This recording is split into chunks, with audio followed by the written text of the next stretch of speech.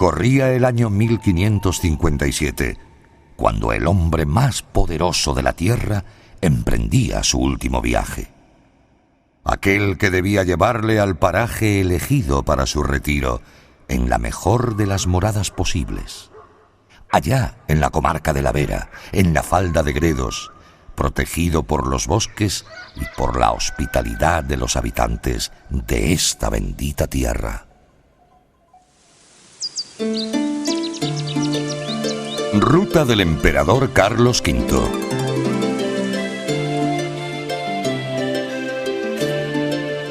El largo viaje por Europa culminaba en su última etapa, la que le llevaría desde el Palacio de los Condes de Oropesa, actual Parador Nacional de Turismo de Jarandilla, hasta su morada en Yuste.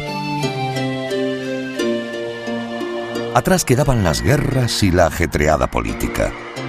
Atrás quedaba definitivamente el ajetreo de la corte y por fin llegaba el merecido descanso en el mejor de los lugares para disfrutarlo.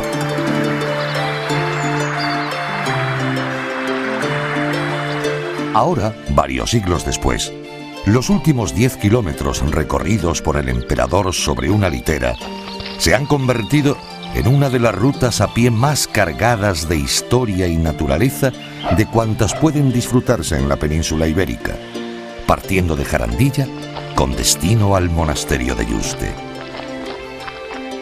Pongámonos pues en marcha y recorramos estas 2 leguas de una ruta de dificultad baja y unas 3 horas de duración, que puede ser realizada por todo caminante que lo desee en cualquier época del año. De hecho, la diversidad de la frondosa vegetación que encontrará a su paso recomiendan hacer la ruta en distintas estaciones, pues en cada una de ellas parecerá un lugar diferente.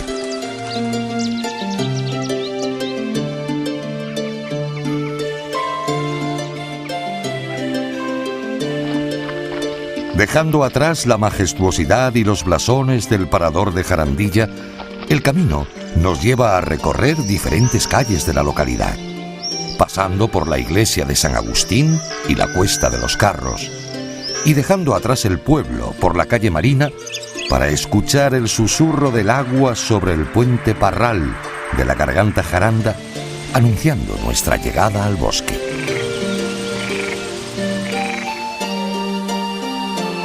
En función de la época del año en la que realicemos la ruta, contemplaremos a nuestro paso árboles despojados de sus hojas o los diferentes tonos con que éstas saldrán a recibirnos.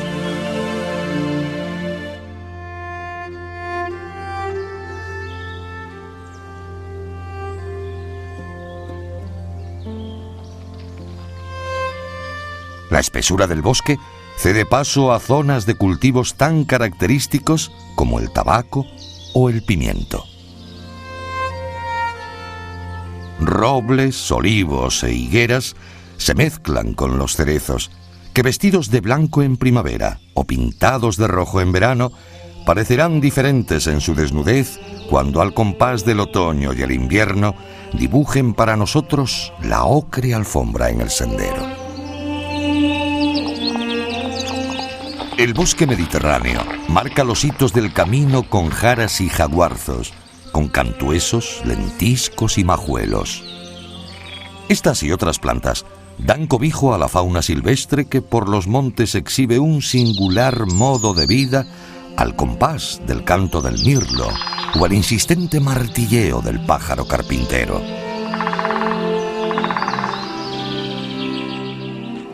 Dejando ver la carretera a nuestra derecha, comenzamos el descenso mientras el camino discurre flanqueado por paredes de piedra y desemboca en el magnífico bosque de robles centenarios que nos lleva hasta las aguas claras del arroyo de la Cepeda, próximo a las primeras casas de Aldea Nueva.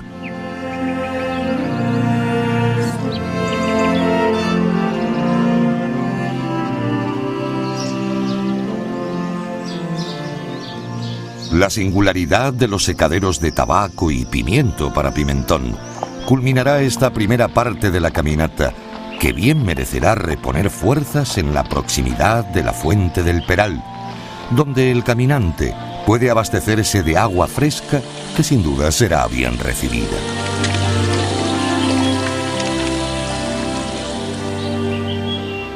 De nuevo en marcha, después de pasar por el puente romano de la Garganta de San Gregorio, se cruza Aldea Nueva para contemplar su plaza de toros cuadrada y la iglesia de San Pedro, ambas de la época en que el emperador realizó este mismo itinerario.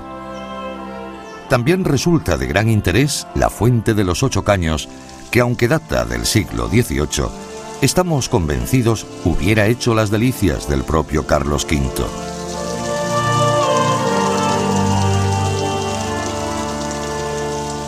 Cuando aún resuena el agua de las fuentes, fijamos la mirada al frente para disfrutar con la imagen del Cerro de la Soledad y la Sierra de Tormantos, poniendo ya la vista en el camino que entre cultivos y bosques ha de llevarnos a Cuacos de Yuste, salvando antes la garganta de los Guachos que en ese lugar se desploma en breve aunque bella torrentera de aguas cristalinas.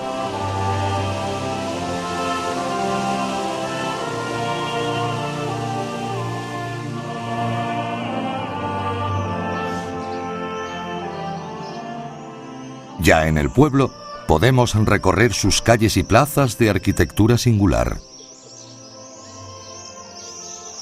Aquí vivió Jeromín, más tarde don Juan de Austria, hijo natural del emperador y vencedor de la batalla de Lepanto.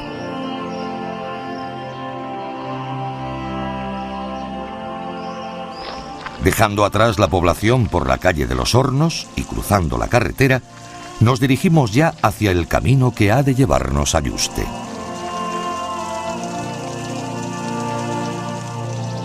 La última parte de la ruta discurre al cobijo de robles y castaños de porte majestuoso, como si anunciaran la proximidad de la que ha de ser la morada del dueño y señor de todos los dominios. La subida desde Cuacos hasta Yuste discurre sombreada y esperando un último recodo que nos descubra el final. El cementerio alemán es la antesala del palacio del primero de los Carlos en la dinastía española y quinto emperador de los alemanes.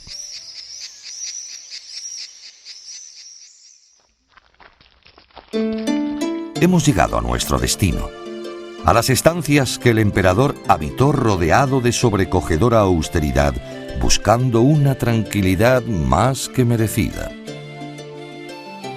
Mientras el emperador Carlos tenía para elegir cualquier lugar del planeta, eligió un pequeño palacio adosado a un monasterio en el lugar que consideró ideal para terminar sus días en paz, al amparo del sosiego de un paisaje y un entorno difícilmente imitable en ninguna otra parte del imperio. Tanto en Yuste como en las poblaciones cercanas se asentó la corte del emperador. Deudos, sirvientes y amigos vinieron a mezclarse con las gentes de Extremadura y aquí fueron bien acogidos. La hospitalidad de los habitantes de la comarca hizo que cuantos componían el séquito se sintiesen como en casa. A la vez que el emperador Carlos disfrutaba de cuanto podía desear en un lugar lleno de atractivos, artesanos, mercaderes, soldados, nobles o embajadores desarrollaban aquí su actividad habitual, haciendo de los pueblos de la Vera un segundo hogar.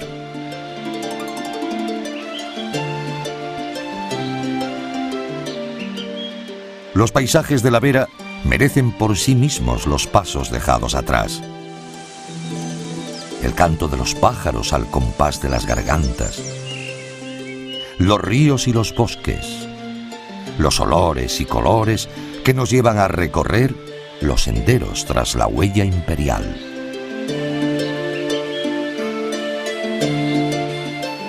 Aquí no solo culmina una ruta, sino que confluyen en este punto la historia y la naturaleza, el pasado y el futuro de esta tierra impresionante, cuyos caminos llevan al refugio del reposo.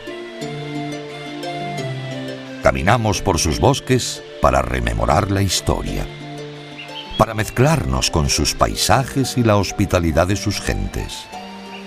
Caminamos hasta Yuste para sentirnos como un rey, o mejor, como un emperador.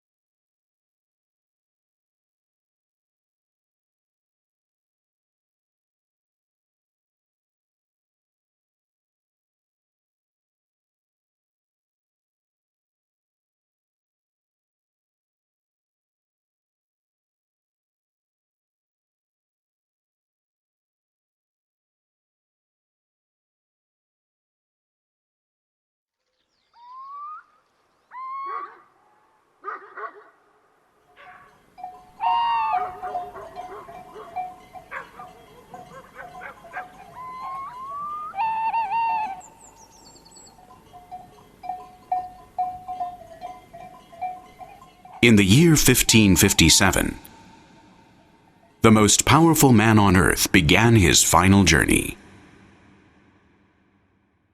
The one that was to take him to the place where he had chosen to retire, in the best of all possible settings, there in the district of La Vera, in the foothills of the Gredos Mountains, protected by the forests and by the hospitality of the inhabitants of this privileged land.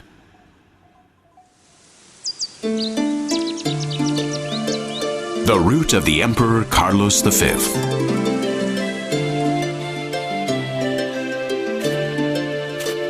The long journey across Europe culminated in a final stage that would take him from the palace of the Counts of Oropesa, which today is the national hotel called the Parador of Jarandilla, to his residence in Yuste.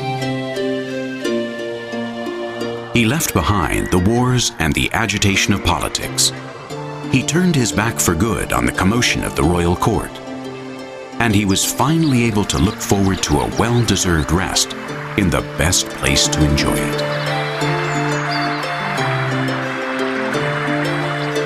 Now, several centuries later, the last 10 kilometers that the emperor traveled on a litter have become one of the hiking paths with the greatest historical and natural heritage anywhere on the Iberian Peninsula, stretching from Jarandilla to the final destination at the monastery of Yuste. So let's get underway and tour those 2 leagues of a route which lasts about 3 hours and has such a low level of hiking difficulty that any walker can do it at any time of the year. In fact, the diversity of the exuberant vegetation that you will find along the way makes it a good idea to walk the path in all 4 seasons, since it looks very different at each time of the year.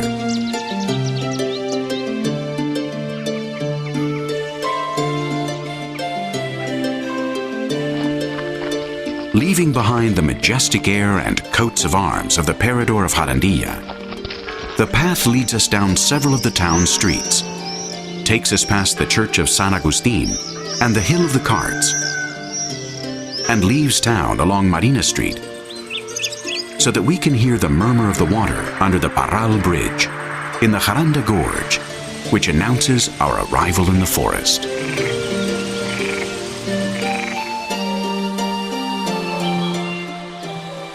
Depending on the season when we walk the route, along the way we can contemplate trees that have shed their leaves or that wear different colors to greet us.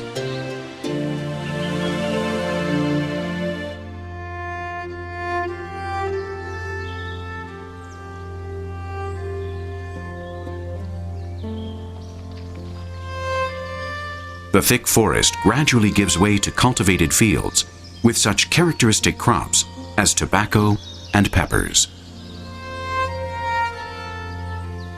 Oak trees, olive trees, and fig trees blend in with cherry trees, which, dressed in white in springtime or painted red in summer, look quite different as autumn strips their leaves, leaving them naked in winter, when the path is covered with an ochre-colored carpet.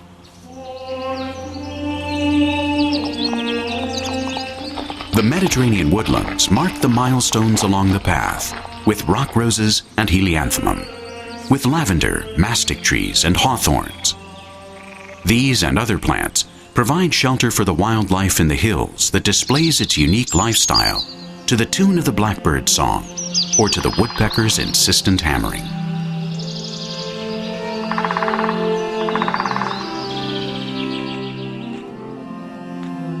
With the highway in sight to our right, we begin the descent as the path runs between walls of stone, finally opening on to the magnificent forest of centuries-old oak trees that leads us to the clear waters of the Arroyo de la Cepeda, near the first houses of Aldea Nueva.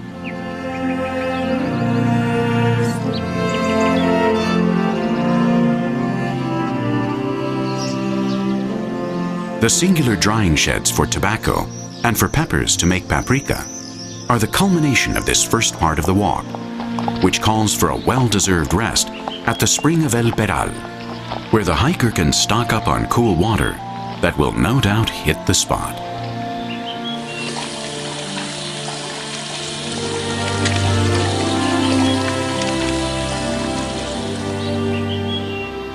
Back on the trail, after having crossed the Roman bridge of the Gorge of San Gregorio, we cross Aldea Nueva to contemplate its square bullfight ring and the Church of San Pedro, both from the period in which the emperor followed this same route.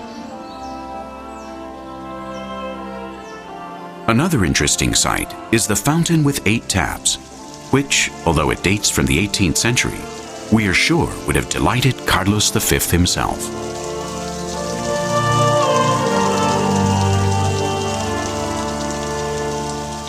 While the sound of the water is still fresh in our ears, if we look straight ahead, we can enjoy the view of La Soledad Hill and the Tormantos Mountains. From here, the path leads us through farmlands and woodlands to Cuacos de Yuste. But first, we have to cross Los Guachos Gorge at a spot where it plunges down to a small but beautiful torrent of crystalline waters.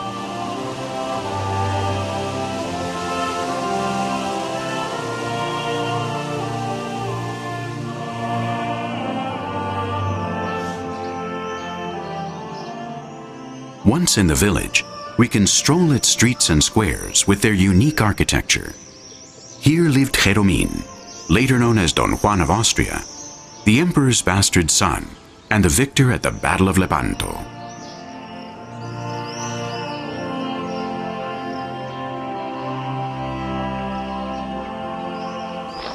Leaving the village along Los Hornos Street and crossing the highway, we now head for the path that will take us to Yuste.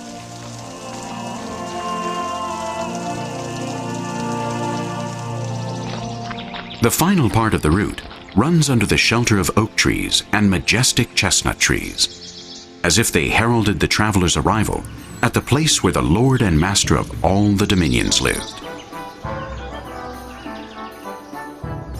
The walk up from Cuacos to Yuste is a shady one and leads us to the final bend in the road that unveils our destination. The Aleman Cemetery is the anteroom to the palace of the first Carlos in the Spanish dynasty, who was also the 5th Emperor Charles of the Germans.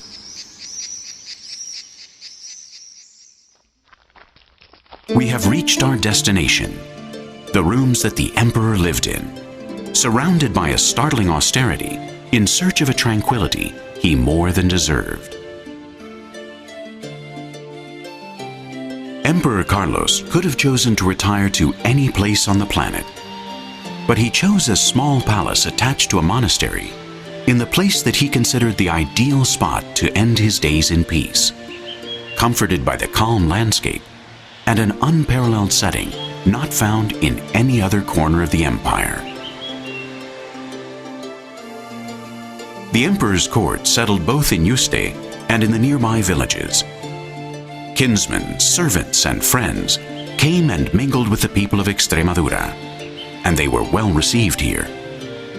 The hospitality of the inhabitants of the district made all those who formed part of the retinue feel right at home. While Emperor Carlos enjoyed everything his heart desired in this place full of appealing attractions, artisans, merchants, soldiers, nobles, and ambassadors carried out their usual duties, making the villages of La Vera district their second home.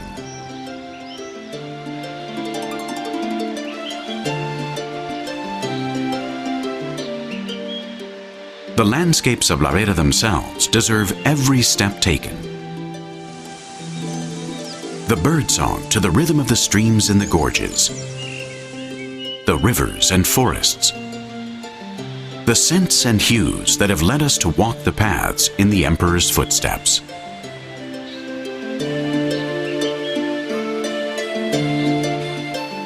Not only does the route end here, at this spot, history and nature come together.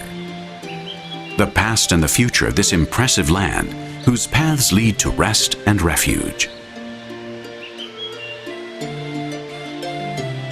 We walk through its woodlands to commemorate its history, to blend into its landscapes and the hospitality of its people. We walk to Yuste to feel like a king, or better yet, like an emperor.